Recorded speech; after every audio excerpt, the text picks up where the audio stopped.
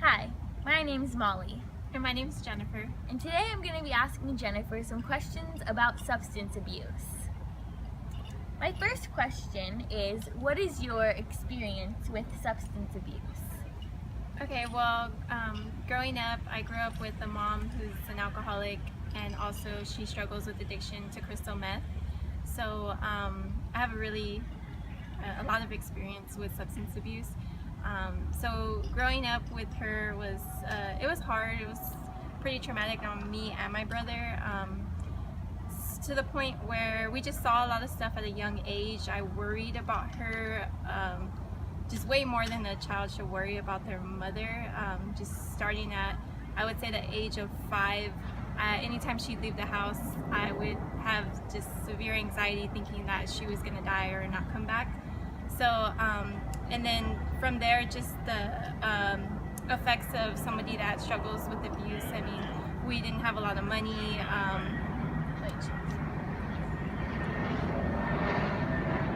So some of the effects of growing up with her being addicted was we were really poor, so we didn't have a lot of money. And then on top of that, when she just got really heavy in her addiction, she actually ended up losing us to foster care. So I was in a foster home for about 3 years. So that was pretty traumatic to go through that and have to kind of readjust my whole way of living. And then after that, I mean, it just never stopped, really. The abuse just kept going. Even when she did get custody back of me when I was about 12 years old, she continued in her addiction. She relapsed. And so by the time I would say 15 or 16, I was very independent, having to work and supply my own basic bare necessities just to kind of get through life. So it had an effect on my school and my academics, and just having to miss a lot of school and struggling to graduate. But eventually I did end up graduating. So it's just it even led me to kind of make poor decisions in my life, where I was drinking a lot and dabbled and tried drugs here and there, just because of the lifestyle I grew up in was really fast. My second question is, how has your mother's substance abuse affected you in the long run? Long-term wise, I think some of the things have made me stronger, just kind of going through all the stuff that I went through. I think I developed a really good sense of resilience that it has even affected just even my career path, as far as wanting to help others who are struggling with addiction, or mentoring young kids that have parents that are addicted. So I guess there was a lot of negative effects, as far as maybe not trusting people, choosing really bad relationships, but then the positive side of it is that it's made me a stronger person, and it's helped me develop a sense of what I want to do in life. My third question for you is your mom in recovery or not? And if so, how did that process work for her? Well, she is in recovery. She's been sober for 2 years, 2.5 years now, and it's been a long journey because pretty much my whole life she's been addicted. So I'll talk about, like, up until before the 2 years, right before then, she was, I guess I had to come to the point where I realized I couldn't enable her anymore. It was hard because I was working, I had money, and it would hurt me when she'd call and want money or need something, and I would have to decide whether to give it to her and knowing she's going to use it to get high, or do I say no and get the wrath of her, anger, or just whatever it is, So I had to come to a point where I stopped helping her, and that was hard. That was a struggle. And then what happened was she actually got arrested and did 30 days in county jail. And from that point, she was court ordered to do a program. And the program that worked for her is a well-known program called Teen Challenge, and it's a faith-based program. So she's always had a religious background. She did believe in God, but this was a little bit more of, like, she developed a relationship with God that really helped her to have something to believe believe in that was bigger than herself, and know that she wasn't going to be able to recover on her own, that she needed the strength of the Lord. So that's really helped her to maintain her recovery. She's involved in church and you know, focusing on just getting her life together. She's in a sober living now.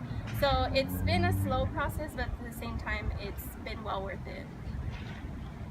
My fourth question is, what advice do you have for people who are going through similar trials that you did, but also just people who have substance abuse prevalent in their lives? Definitely support helps. If you have support from like a friend or other family members that can just help you stay encouraged, because a lot of times it's really discouraging. You want to give up, you want to just say they're never going to get sober, you know, and it's really hard to actually love them, the person that's in the addiction, love them, but sometimes you have to love them from a distance, which was hard for me, just being that my mom was all I had. You really need the support and help from other people to you know, help you just to stay strong, and reach out if you believe in, if you have any type of faith or any religious belief. I mean, I'm a strong believer in prayer, so praying for me, I felt like, is a lot of the reason why my mom was able to get sober. Or if you want to take a different route, I know there's a lot of AA or NA groups that you can just maybe even go with the person to the meetings and just let them know that you're here for them, but you're here for them on the path to recovery. You're not here for them to support them to keep their addiction. Hi, my name is Molly, and this is my dad, Chris. My first question for you is, what has your experience been with substance abuse in your life? So from the beginning, I had a father who was an alcoholic, who progressively got worse as an alcoholic. I've had grandparents, grandmother, grandfather, who were also alcoholics, so it's been pretty prevalent in my family tree. My second question for you is, how did your father's substance abuse or alcohol abuse affect you in your childhood and young adulthood? Being a young adult, I think more child, I would say that, you know, a lot of times, I think it was just, my dad would come home from work and drink after work to wind down, but winding down usually meant winding up. So the more he drank, he would get angry and nothing was right, and you know, he would eventually get in arguments and fights with my mom, and so my brother and I pretty much just hid out in our rooms, things like that. But I think over time it was like going out and coming home late, you know, and just, you know, just not being the model parent. That's the most effect it had. My third question for you is, how did your family's perception of your father's substance abuse change over time?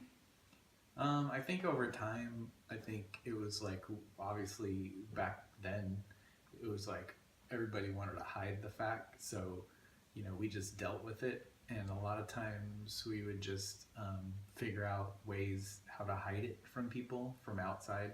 You know, we knew it was going on within the family, but you know, we wouldn't let like neighbors know what was going on, things like that. So we just kind of learned to deal with it, you know, but it was still going on. It wasn't getting better. It was just, we just kind of learn how to take it and just not bury it, but pretty much bury it. My next question is, what resources did your dad have initially, and then what resources, if any, did he have over time? In the beginning, there weren't a whole lot of resources. I mean, there's no internet. You know, this is probably late 70s, so I think it was like, my parents were close to divorce, so I think, you know, the court basically said, you know, you need to work on your alcoholism. So there was AA, Alcoholics Anonymous, You know, he fought that, didn't really, you know, want to go, but, you know, once a divorce is imminent, I think, you know, then it was like, wow, I really need to get help, you know, kind of worked on that. My last and final question is, what can you tell us that happened to him over time due to his substance abuse? Well, from the point we talked about earlier, I'd say there's probably, you know, 30 to 40 years of progressively getting worse. You know, he became a recluse, moved away.